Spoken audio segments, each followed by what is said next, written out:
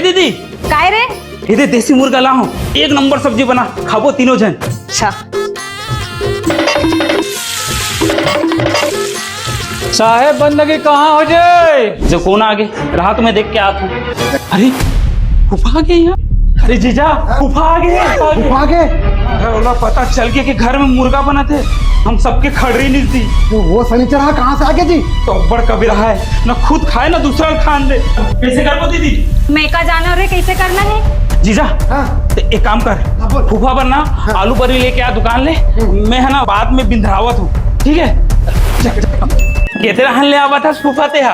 और राजकुमार यहाँ डाले आथन नाम के साहू और काम राक्षस के साले है। मुर्गा बना बना घर में खावत रही से मारे 1000 डांट साले ला, पूरा गांव बिगाड़ साले है।